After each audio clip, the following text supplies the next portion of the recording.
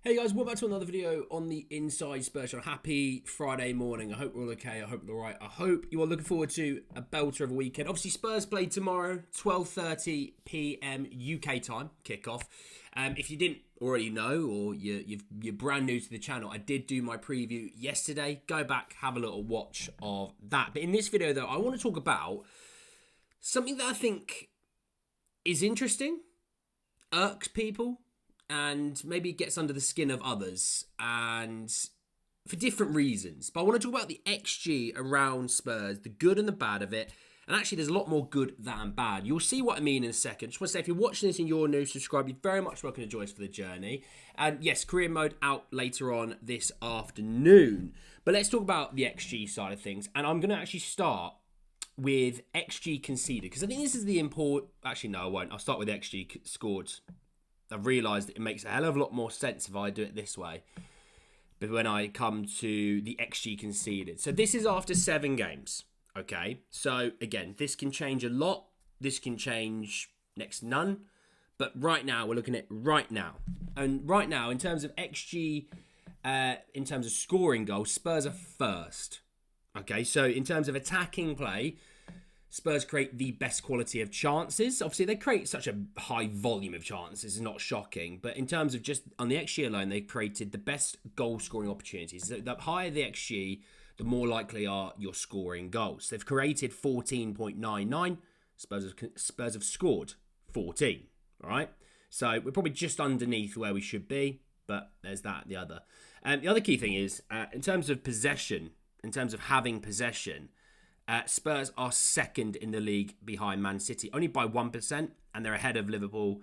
And, I mean, they're about 14 ahead of Arsenal, okay? So, the other one I will bring in is Chelsea, because they're going to come up again in a second. They're 6% ahead of Chelsea.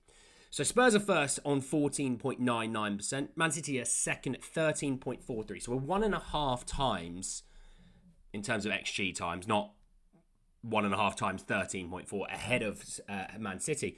Third is Chelsea at 13.02, so they're 1.97 ahead of Chelsea, basically 2. And Liverpool are in fourth, and Spurs are basically 2 ahead because Liverpool are on 13 exactly. To give you an idea, Arsenal are 6th in 11.48. Now, Arsenal are actually outdone their XG with 15.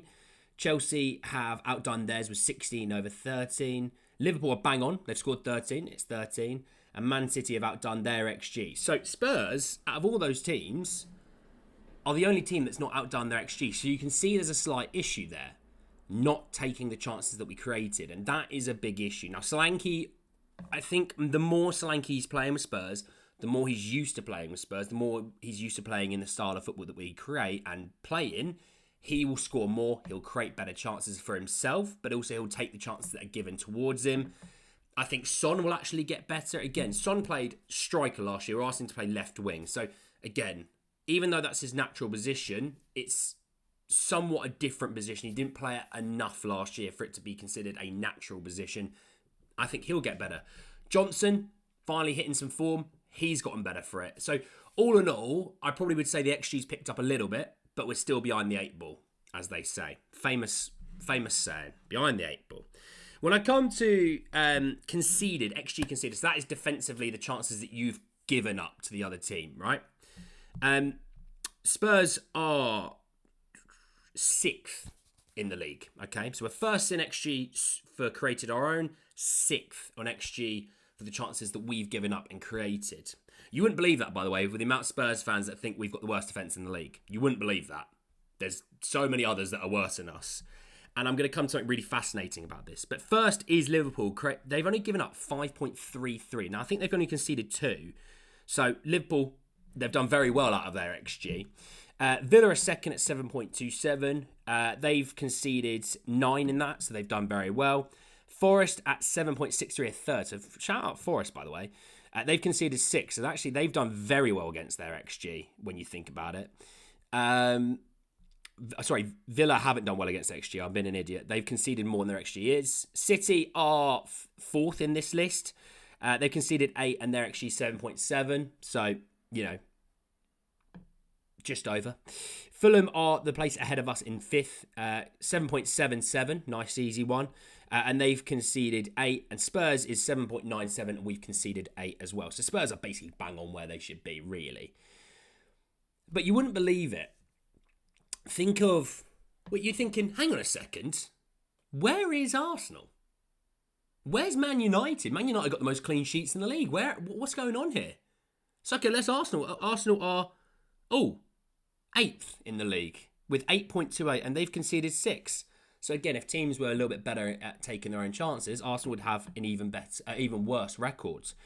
Chelsea are the one place behind us. They're only 0.01 behind us, by the way, so I didn't really care too much. And they've conceded 8 as well, so them and Spurs are pretty much bang on. But Man United, with the most clean sheets this season, their XG for creating the chances they've given up is 11.32. They conceded 8. So you see what I mean? With these, I wanted to bring it in because I think I get a lot of discourse on my channel. I get a lot of discourse through Twitter saying Spurs give up too many chances. We're too weak defensively. We need to be... Basically, people seem to think we need to play Conte and Mourinho football if we're 1-0 up, which I'm glad we don't, to be honest. I want to be entertained when I watch football. As much as I want to win, I also want to be entertained. And I, for a while, was like, I'll have Conte and Mourinho as long as we win something. Then we didn't win anything. So there was no point. Now, people will go, Mourinho went to the final. Okay, sure. Doesn't mean he was going to win it. It's Man City. Conte, we got embarrassed by Chelsea in the EFL Cup. He's never been very good in Europe, and as people, by the way, people give a lot of quite near enough abuse towards the Ange's European record, and it's like, Celtic, Inter Milan, Juventus, now Napoli, Chelsea. Don't compare the two. Do not compare the two. Conte wouldn't do very well with Celtic, and then he's had even teams that are better teams with way more money, way better players. And he's got them, to a quarter-final. Ooh. Wow. You know what I mean? So I don't want to hear that. But when we look at this, I mean, Spurs are top.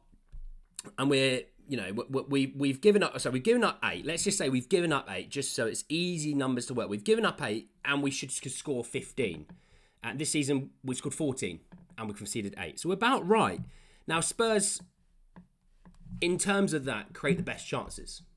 In terms of that. Now, obviously, the eye test will tell you maybe something different at times. But when you look at the games this season, you look at Leicester, first game of the season, how many chances did Solanke have? And had it been another day, he probably would have scored at least 1 or 2 of them, right?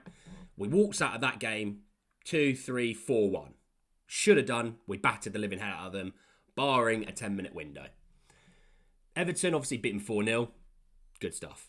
Newcastle, with a much better team, and Nick Pope always has his best games against Spurs. We should have won that game by a few. We were miles a better team. When you think of Man United, obviously we did the business against Man United. We did the business against Brentford. We could have scored more against those teams. We should have scored more against Brighton. We obviously gave up the chances as well.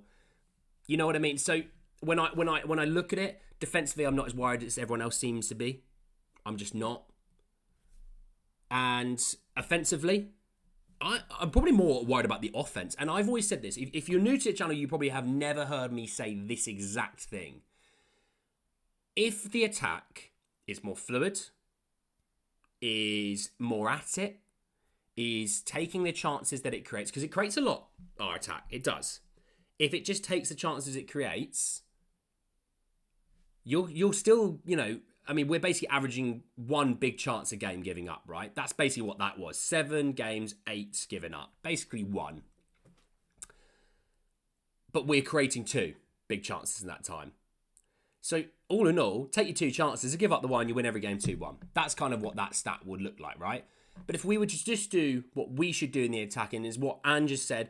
It's what all the top managers have said, by the way. My style of play is to get you to the attacking third. The attacking third is for you to go and do the job. To go and finish the job. I can't do it for you, but we can get you there. Oh, slap my mic. But we can get you there. From then on, it's on you to finish the job. Ange has done that. Build up play, we get you into the final third. Now it's on you to do the job. And unfortunately, at times we haven't done the job. Right? We haven't. But, like I said, if the attacking system was more fluid, they'd done their job, and actually, you'd start to look at the defence and go, I'm not as worried. Shocking, I'm not as worried. You know, people seem to give Pedro Porro stick for the fact he can't defend. They're wrong. People seem to give stick on Christian Romero. He's been ball watching. Okay, yeah, true. He's been ball watching a few. He's also had some pretty important moments and stopped goals himself. And he's still a brilliant defender. Mickey, I think I've said the only one weakness I find in Mickey's defensive work is probably him aerially.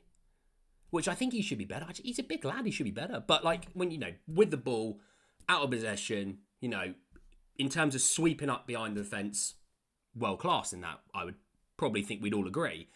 But there's some parts of his game that will get better because he's still young. Desi, he'll get better. He's still young. He had a big injury. I think he'll start to come from, in terms of the rust and in terms of match fitness, I think it will start to pick up slowly but surely. We don't want to overload him as well when you think of the fact we've got Europa League, as well as Premier League, as well as the EFL Cup. Ideally, I'd like to get Destiny some time away from the pitch and some rest. That would be nice. We've got Jed Spence. Jed Spence can fill in. Maybe he's not the out-and-out left-back that we would want because he's a right-back, but he can fill in. So I think the panic around XG, I'm not as worried about. The panic around the defence, I'm not as worried about. The panic around set pieces, actually, set piece-wise, we've gotten a lot better. And I think we will continue to get better because the coach that is coaching our set pieces only came in the summer. He still needs time. If you go to a new job, sometimes there's a probation period, which is, 6 months. Well, we've only had this new coach in really for a couple of months. So I think he'll get better. By the way, I say a couple of months. That's a couple of months with live action, friendlies and Premier League games and all that stuff. 2.5 months if you want to be a little bit more precise. But I think we will get better and better and better. I think confidence will come from that as well as all that. Obviously, Solanke playing is always a benefit because he's quite a big guy. 2 centre-halves needs to be a bit better for me. Vicario, I think, it has gotten better. Anyone that says he hasn't gotten better is just more of an agenda-driven fan. He has gotten better. Can he still improve? Absolutely. I couldn't agree more. The goal that he conceded for Italy in the week, it's a foul. Maybe he could be stronger, but it's an absolute foul. And in the Premier League, that gets called a foul now. Last season, it should have been called a foul. He was subject to physical abuse in the box at times. Didn't get given anything for us. Now we finally have. And actually, if they called it last season the way they should have done, and they're doing it this season, Spurs would be multiple points better off. They might still be in a few cup competitions, e.g. the Man City one. So we'll see. I'm interested to see what you guys think about the XG thing. Are you worried about the defence? Are you worried about the attack? Are you not worried at all? Are you worried about both? Let me know your thoughts and feelings down below. Obviously, go and check the preview out from yesterday if you've missed it. And I'll see you all a little bit later on, maybe. If not, I'll see you tomorrow morning to give you my last thoughts about the West Ham game. Enjoy the rest of your days, everyone. And I'll speak to you all really, really soon. Take care.